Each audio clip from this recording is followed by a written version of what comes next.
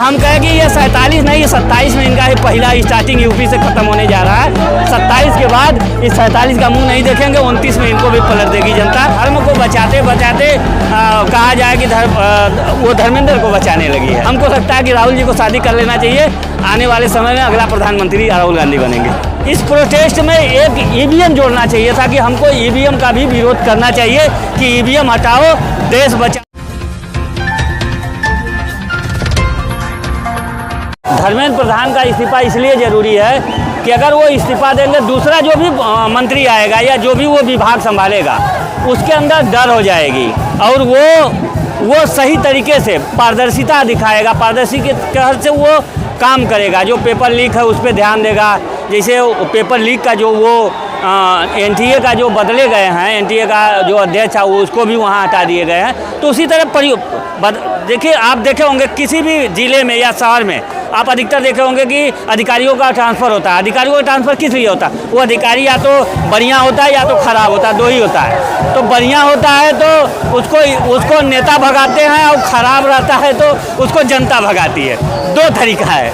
तो यहाँ ख़राब बढ़िया का मामला यह है कि 93 पेपर अब तक हम लोगों की जो जानकारी है, 93 अभी एक तो और पेपर कल का कहीं का लीक हुआ है, ध्यान नहीं है कि तो 94 पेपर लीक होने का, पेपर रोकने का हम करें। आपसे विभाग नहीं समझ जा रहा है, आप किसी और को दे दीजिए।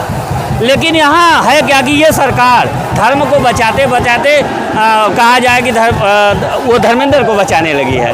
तो धर्मेंद्र को बचा रही है। धर्मेंद्र को बताने का नतीजा है कि ये 47 तक, देखिए जो पिछली सरकारें थी वो सरकारों को वोट पर था कि उनको वोट के थ्रू वो जनता चुनती थी, वोट के थ्रू वो सत्ता में रहते थे। इनको वोट से मतलब नहीं है, इनके पास ईवीएम है। तो इसलिए ईवीएम की वजह से इनको यह है कि पूरा हिंदुस्तान इनके बगावत कर जाए, पूरा हिंदुस्तान इनके विरोध में हो जाए।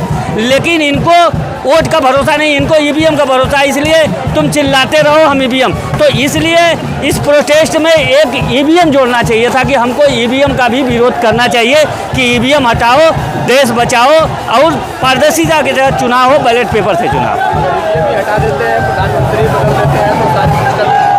देखिए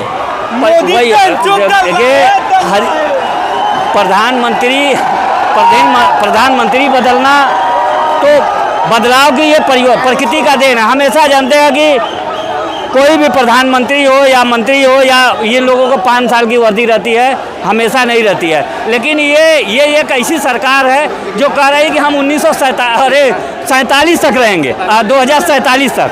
तो हम कहें कि ये 47 नहीं, 27 में इनका पहला स्टार्टिंग यूपी से खत्म होने जा रहा है। 27 के बाद इस 47 का मुंह नहीं देखेंगे, 29 में इनको भी पलट देगी जनता। और आने वाले समय में युवा प्रधानमंत्री हो, पढ़ा लिखा हो।